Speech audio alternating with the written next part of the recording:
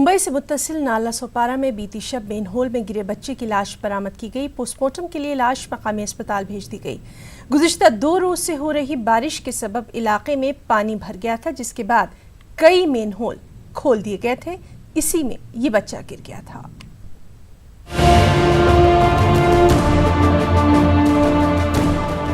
BMC के लाख दावों के बावजूद एक और मासूम की जान मुंबई के मेनहोल ने ले ली। इत्तलात के मुताबिक मुंबई से मुत्तसिल नाला सोपारा में बीती शब अबू बकर नाम के 6 साला बच्चे की जान चली गई। बच्चे की वालदा हनीफा शेख के मुताबिक उनका बच्चा अबू बकर खुले मेनहोल में गिर गया और गिर कर बह गया। वालदा का कहना यही है कि अगर नाला सोपारा के खुले मेनहोल ढके हुए होते तो उनके लाडले की जान बच सकती थी, मगर बीएमसी की लापरवाही ने उनके बेटे की जान ली। उधर आस पड़ोस के लोगों का भी यही कहना है कि बीएमसी से खुले मेनहोल के बारे में कई बार शिकायत दर्ज करवाई गई, मगर कोई तवज्जो ही नहीं दी गई। तो ये जो गटर है ना माना नगर पालिका वाला, उसकी वजह से हमारे बच्चे का सत्यानाश हुआ। ये तो बच्चा जाता नहीं था हमारा, वो किधर ही नहीं जाता, घर में ही रहता है। हम यही चाहते हैं कि बस हमारा गटर वटर बन जाए, सब अच्छा हो जाए। आज हमारा बच्चा गया, कल हर किसका बच्चा जाएगा। जब पानी भर जाता है तो पूरा यहाँ पे पूरा ढक्कन सुबह से खुला है। पानी का भराव इतना है कि इंसान जा रहा है तो उसको गटर नहीं नजर आ रहा। बोल बोल के थक जाते हैं कि भाई सब यहाँ से जाइए, बाबू यहाँ से जाइए, बच्चे यहाँ से जाइए, कोई भी आके उसको ध्यान नहीं दे रहा है। महानगर पालिका जब बताया कि ये ढक्कन बंद करो तो क्या कहा उन्होंने यही बोला कि आप लोग ही बना लो करके, रेती सीमेंट लाके। तो उधर का मैंने पहले बनाया था, 1-2 महीना पहले उधर मैंने बनाई थी, लेकिन उधर सही हो गया तो अभी इधर का खुलने लग गया। वाज़ेह है कि इससे पहले भी कई मासूमों की जान मुंबई के इन खुले मेनहोल के बाइस जा चुकी है। 18 महीने के दिव्यांश की जान भी जुलाई के महीने में ऐसे ही एक खुले मेनहोल में गिरने से हो गई थी। उस वक्त भी बीएमसी की जानिब से मुंबई में तमाम खुले मेनहोल के ढकने की बात कही गई थी, मगर अबू बकर की मौत ने बीएमसी के तमाम दावों की कलई एक बार फिर खोल कर रख दी। Bureau report, news 18 Urdu. Mumbai के चेंबूर इलाके में वाक़ एक रिजर्व प्लॉट पर बियर बार खोलने का मामला सामने आया। महाराष्ट्र इलेक्ट्रिसिटी रिजर्व कमेटी ने इस मामले को उठाते हुए ख़वातीन व इत्फाल के लिए रिजर्व प्लॉट पर शराब खाने को हटाने का मुतालबा किया। इसके साथ ही तंजीम ने वाज़ेह कर दिया कि चेंबूर में वाक़ शराब खाना मस्जिद से 100 मीटर के दायरे में है, जो कि गैर कानूनी भी है।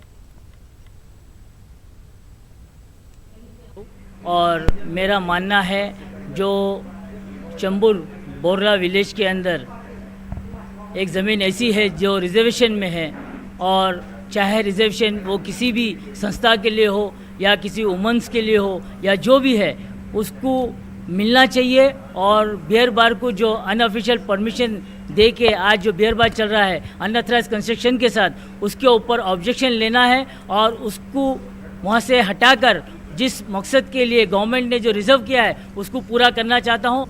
ये वुमेंस के लिए, बच्चों के लिए है और प्लेग्राउंड्स के लिए।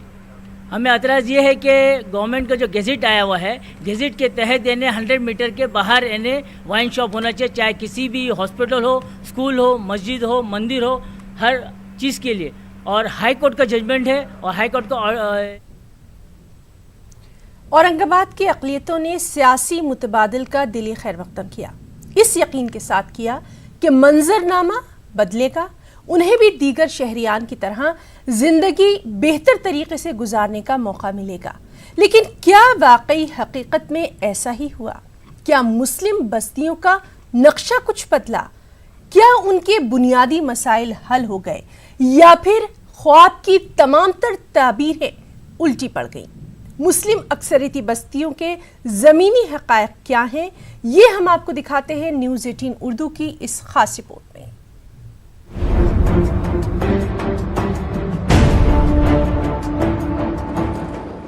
औरंगाबाद शहर की रहमानिया कॉलोनी, अल्तमश कॉलोनी और करारपुरा वार्डों का शुमार मुस्लिम अक्सरियती वार्डों में होता है। इन तीनों वार्डों की MIM के कॉरपोरेटर्स नुमाइंदगी करते हैं। तीनों वार्डों के दरमियान मस्जिद क़बा की सड़क है। इस सड़क पर 3 मसाजिद हैं, मदरसे हैं और स्कूल जाने के लिए भी यही वाहिद शाहराह भी है। अतराफ पे तकरीबन 50,000 से ज़ायद की आबादी है, जिनकी आमदोरफ्त का ये वाहिद रास्ता है। लेकिन जब भी नल का पानी आता है तो सड़क पर गोया ड्रेनेज उबलने लगता है, शाहराह नाले का मंजर पेश करने लगती है।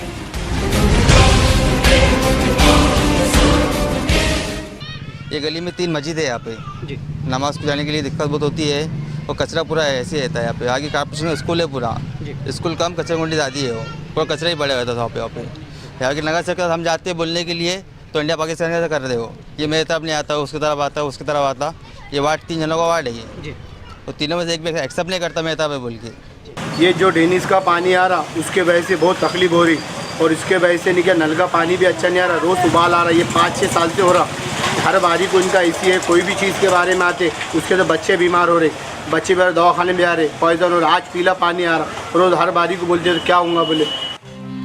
औरंगाबाद शहर की ये बस्ती अपनी कहानी खुद बयान कर रही है। हर तरफ गलाजत, गंदगी और कचरे के अंबार। न कारोबार हो पा रहा है, न ही खुशू खुजू के साथ इबादत। क्या बच्चे, क्या बूढ़े और क्या नौजवान, गंदगी गोया इनकी जिंदगी का हिस्सा बन चुकी है।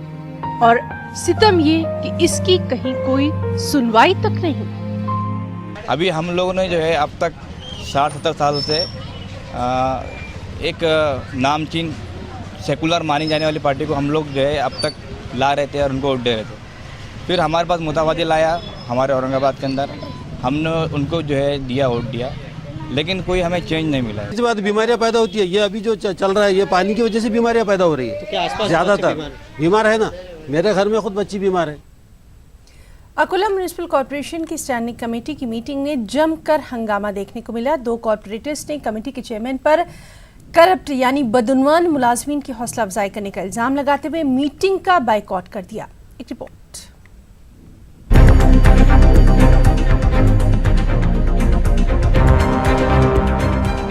अकोला म्युनिसिपल कॉर्पोरेशन के मुलाजमीन पर अपने कामों को अमली जामा पहनाने में जानिबदारी बरतने और पैसों के लिए आवाम को हरासा करने का इल्जाम लगाया है। टीपू सुल्तान हॉल में मुनक्किदा स्टैंडिंग कमेटी की मीटिंग में कॉर्पोरेटर फैयाज खान ने म्युनिसिपल कॉर्पोरेशन के मुलाजमीन पर घर ट्रांसफर के सर्टिफिकेट इशू करने के लिए ज्यादा पैसे मांगने का इल्जाम लगाया। साथ ही मीटिंग में तबसरे के लिए पेश किए गए करारनामों की कॉपियां फाड़कर मीटिंग का बाइकआउट कर दिया, जिसके सबब मीटिंग में अफरा तफरी का माहौल पैदा हो गया। फाइल स्लम एरिया की है। स्लम एरिया में जो हस्तांतरण होते हैं उसकी 500 रुपये फीस है। लीगलाइज उसको ट्रांसफर करना पड़ता है कि भाई अपना रजिस्ट्री होती नहीं है स्लम एरिया में, तो रजिस्ट्री नहीं होती है तो नोटरी पर हस्तांतरण हो जाता है। लेकिन यहाँ पर ऐसा है जब तक कि अलग से 2-3 हज़ार रुपये साइड में ना दो, जब तक कि यहाँ पे काम नहीं होते। तो यहाँ गरीब है, 500 रुपये की फीस के बदले 3000 क्यों देंगे? ये मेरी आवाज़ है, मैं बार बार ये उठा रहा हूँ। लेकिन सभापति साहब है कि जो विजय पर्वतवार जो टैक्स के विभाग है, विभाग के अध्यक्ष, उनके साइड में बात कर रहे। तो अगर ऐसे चलता रहा तो महानगर पालिका में गरीबों का तो कुछ नहीं है, बस करप्शन वाले लोगों को ही काम रहेगा। फैयाज खान के मुताबिक स्लम इलाके में 500 रुपए के एफिडेविट पर घरों की खरीदो फरोख्त मुमकिन है। इस तरह की 70 फाइलें म्युनिसिपल कॉर्पोरेशन में दाखिल की गयीं, ताहम सरकारी मुलाजमीन इस काम के लिए 2 से 3 हज़ार रुपए का मुतालबा कर रहे हैं। उधर एक खातून कॉर्पोरेटर ने भी सरकारी मुलाजमीन की मनमानी और जिम्मेदारों का सख्त रवैया देखकर मीटिंग का बायकॉट कर दिया। आज रोजी होती आणि या स्थायी समितीमध्ये ज्या प्रकारे कामकाज सुरू आहे त्याच्यावरून कुठेतरी संशय येते की याच्यामध्ये हे सर्व बीजेपीचे कार्यकारी लोक जे आहे ते सगळे लोक एकत्रित आहे, सर्व पदाधिकारी एकत्रित आहे आणि नुसती मीटिंग घ्यायची म्हणून मीटिंग इथे घेतल्या जात आहे। इथे विरोधकांना काही विचारलं जात नाही, त्यांच्या प्रश्नांचे उत्तरं इथे दिल्या जात नाही। वाज़ेह है कि अकोला म्युनिसिपल कॉर्पोरेशन की जनरल बॉडी मीटिंग और दीगर मीटिंगों में अक्सर अपोजिशन की जानिब से हंगामा देखने को मिलता है।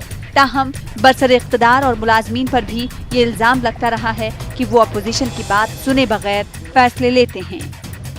न्यूज़ 18 उर्दू के लिए अकोला से रिजवान खान की रिपोर्ट। कम्युनिस्ट पार्टी की मजदूर यूनियन सिटू की जानिब से नांदेड़ में आज जेल भरो आंदोलन किया गया। ये एहतजाज आशा वर्कर्स की तनख्वाहों में इजाफे को लेकर किया गया। वाज़ेह है कि अनकरीब रियासत में असेंबली इंतखाबात के लिए इंतखाबी ज़ाब्ते अखलाक लागू हो जाएगा। यही वजह है कि आशा वर्कर्स चाहते हैं कि इंतखाबी ज़ाब्ते अखलाक नाफिज होने से पहले ही उनकी तनख्वाहों में इजाफे से मुताल्लिक़ रियासती हुकूमत हतमी फैसला ले। मुजाहिरीन सड़कों पर उतर आए, चक्का जाम करने की कोशिश की। इस दौरान पुलिस की गाड़ियां वहां पहुंची और मुजाहिरीन को गिरफ्तार करके वज़ीराबाद पुलिस स्टेशन ले जाया गया। वहां इन पर ज़ाब्ते के तहत कार्रवाई करने के बाद रिहा कर दिया गया। हमारा वो जेल भरो आंदोलन था। हमारी मांग एक ही है कि वो तिप्पट वार्ड जो है सरकार ने जल्द से जल्द करना चाहिए, हमारी मांग है। और हमारा संप अभी ख़त्म नहीं हुआ। जेल भरो आंदोलन तो शुरू है, लेकिन अभी सरकार ने निर्णय जब तक नहीं लेंगे सरकार, तब तक ये हमारी मांग चालू है और ये जिले में से महाराष्ट्र में आशा और गटरप्रो तक संप करने। महाराष्ट्र में हमारे हौसले बुलंद हैं। हम दोबारा से रियासत में अपनी हुकूमत कायम करेंगे, जिसकी वज़ीर आला देवेंद्र फडणवीस ही होंगे। इस तरह का दावा भिवंडी से बीजेपी के रुकने पार्लियामेंट कपिल पाटिल ने किया है। वो यहाँ कारकुनों की एक तकरीब में शिरकत के मौके पर मौजूद थे। कपिल पाटिल ने इस मौके पर कहा कि महाराष्ट्र की तमाम सीटों पर तैयारियां हैं, लेकिन शिवसेना से हमारा मुआहदा होना लगभग तय हो चुका है। अगर हम जीते तो देवेंद्र फडणवीस ही दोबारा से हमारे सीएम होंगे। और हम तो लोकली यहाँ पे जो काम करते हैं उससे मुझे पूरा भरोसा है। भिवंडी शहर की दोनों सीटें और जो थाने ग्रामीण में आने वाली चारों सीटें, ये चारों सीटें विधानसभा की नीति के माध्यम से हम लोग 6 की 6 सीटें जीतेंगे। इस तरह का माहौल इस हर एक विधानसभा क्षेत्र में है। 288 सीटों के ऊपर हम लोग जब तैयारी करते हैं तो इसका मतलब ऐसा है कि ये गठबंधन में हम लोग लड़ने जा रहे हैं, नीति में लड़ने जा रहे हैं। कैंडिडेट किसी भी पार्टी का हो, सबको मेहनत करनी है और सब मेहनत करके महाराष्ट्र में हमारे देवेंद्र फडणवीस जी को फिर से मुख्यमंत्री बनाने के लिए सभी कार्यकर्ता। पूरे हिंदुस्तान में सनती और मौशी बहरान साफ नजर आ रहा है। इसका असर टेक्सटाइल इंडस्ट्री पर भी देखने में आ रहा है। मालेगांव की अगर बात करें तो यहाँ 3.5 लाख प्लेन पावरलूम चलते हैं। आज शहर की पावरलूम सनत मुल्क के मौशी बहरान का शिकार नजर आ रही है। सूत के दाम बढ़ते जा रहे हैं, कपड़ों के दाम बढ़ नहीं रहे। इसकी वजह से लाखों मीटर कपड़ा गोदामों में पड़े पड़े खराब हो रहा है। मालेगांव शहर के पावरलूम मालिकान हुकूमत से इस ताल्लुक से जल्द कोई ठोस कदम उठाने की अपीलें कर रहे हैं। खास रिपोर्ट।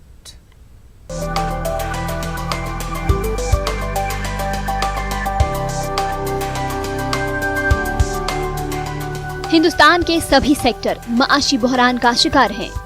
तमाम सेक्टर्स के ताल्लुक से बातें हो रही हैं। प्लेन पावरलूम सेक्टर, जिसे घरेलू सनत भी कहा जाता है, इसी बहरान का शिकार है।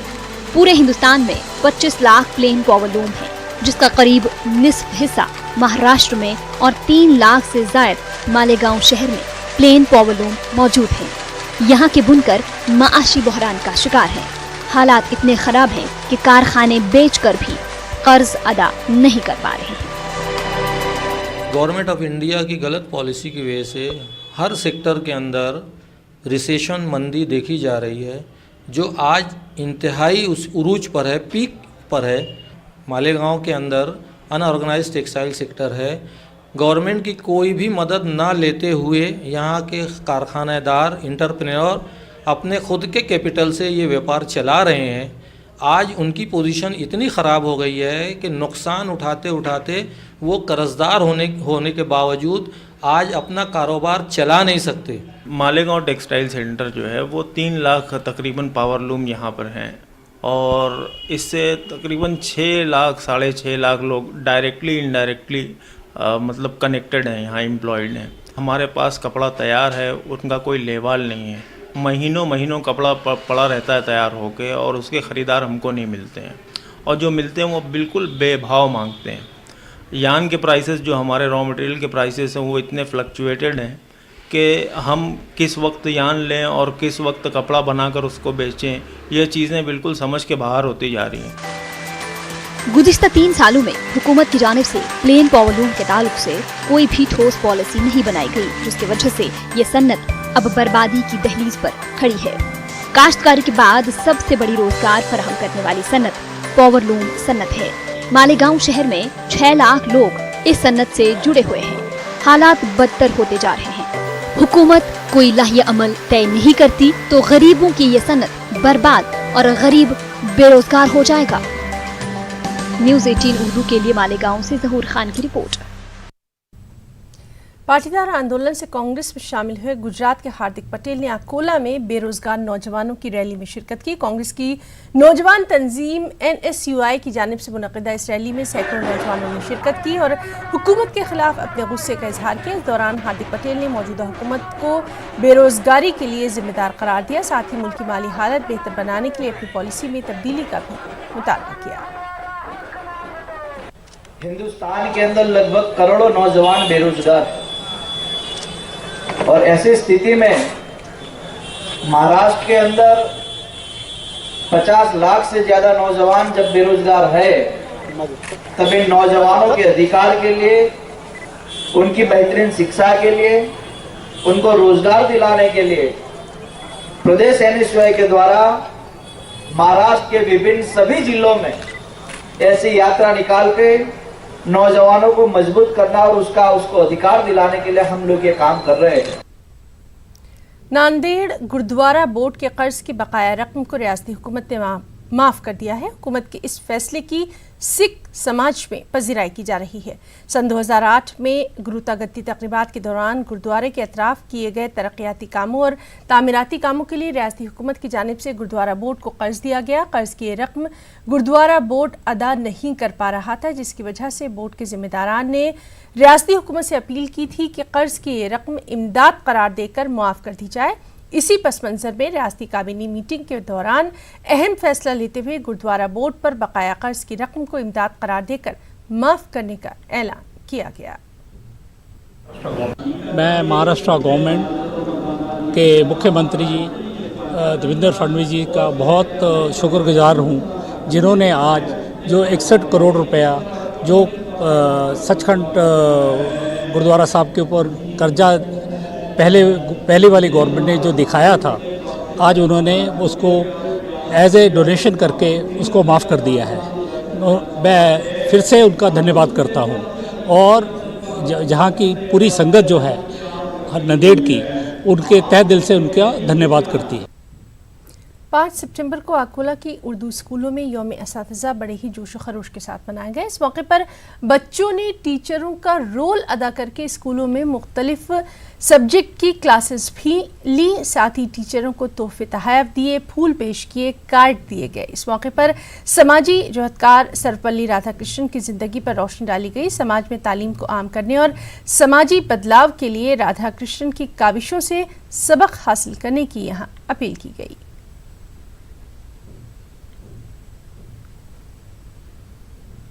और अब खास बात कर्नाटक की खबरें। सबसे पहले सुर्खियां। कर्नाटक भर में यौम असातिज़ा की खास तकरीबात का इनेकाद। वज़ीर आला येडियुरप्पा, नायब वज़ीर आला अश्वथ नारायण ने की शिरकत। तकरीब में मुस्लिम तालीमी इदारों को किया गया नजरअंदाज। NRC के ताल्लुक से मुसलमानों में पाई जा रही है सख्त बेचैनी। NPR को समझा जा रहा है NRC। हैदराबाद कर्नाटक मुस्लिम पॉलिटिकल फोरम की मुसलमानों में शऊर बेदारी मुहिम।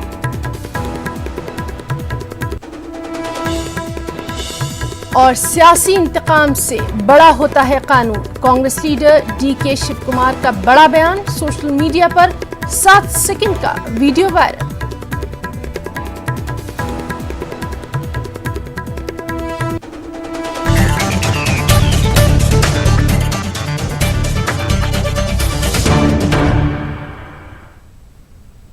और अब खबरों की तफसील।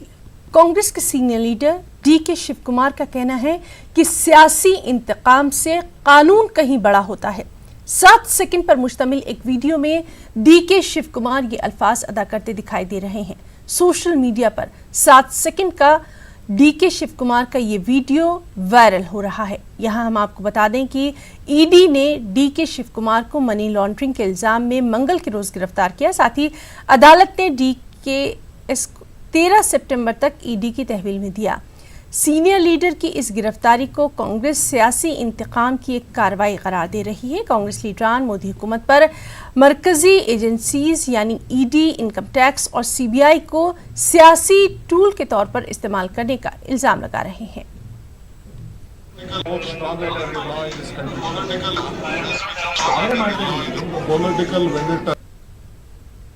Strong law in this country.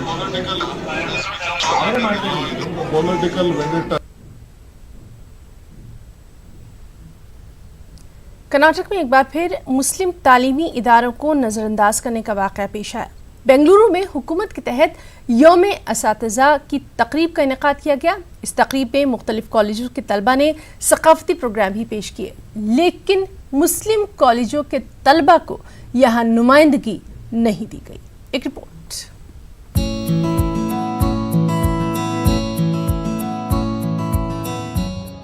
Bengaluru के विधान सुधा में यौम असातिज़ा की मरकजी तकरीब मुनक्किद हुई। वज़ीर आला BS येदियुरप्पा, नायब वज़ीर आला अश्वित नारायण और सरकारी अफसरों ने शिरकत की। महकमे आला तालीम के तहत हुई इस तकरीब में शहर के मुख्तलिफ कॉलेजों के असातिज़ा और तुलबा को मदऊ किया गया था। अब्बास खान कॉलेज के नुमाइंदे भी मौजूद थे। इस सरकारी तकरीब में शहर की कई अहम कॉलेजों के तुलबा ने सकाफती प्रोग्राम पेश किए, लेकिन मुस्लिम कॉलेजों के तुलबा को यकसर नजरअंदाज किया गया। मुझे इस बात का अफसोस हुआ कि अगर अब्बास खान कॉलेज की तालिबात को भी कल्चरल प्रोग्राम करने के लिए कहा जाता तो हो सकता है कि हम भी बेहतरीन प्रोग्राम वहाँ पर पेश कर सकते, लेकिन वहाँ पर किसी भी जो है मुस्लिम कॉलेज तो छोड़िए, एक भी मुसलमान वहाँ पर मुझे नज़र नहीं आया। मतलब तालिबात में भी और टीचर्स में भी बहुत कम थे। मतलब हम चूँकि अब्बास खान कॉलेज के तो ज़ाहिर है हम वहाँ पर मौजूद थे। अब्बास खान कॉलेज की प्रिंसिपल जुबैदा बेगम ने कहा कि यौम असातिज़ा की तकरीब में हुई इस नाइंसाफी की शिकायत मुतल्लिका अफसरों से की गई है। We did raise this objection. Why the opportunity is not given to the other institutions? Why only the Christian institutions like Jyoti Niwas and Mount Carmel College? दानिश्वरों का कहना है कि हिंदुस्तानी मुसलमानों में NRC के नाम पर गैर ज़रूरी खौफ पैदा किया जा रहा है। नेशनल पॉपुलेशन रजिस्टर यानी NPR को NRC समझकर गलतफहमियां पैदा की जा रही हैं। जानकारों के मुताबिक NPR हो या फिर NRC, इससे खौफजदा होने के बजाय अपने सरकारी दस्तावेजात सही कराने की बेहद जरूरत है।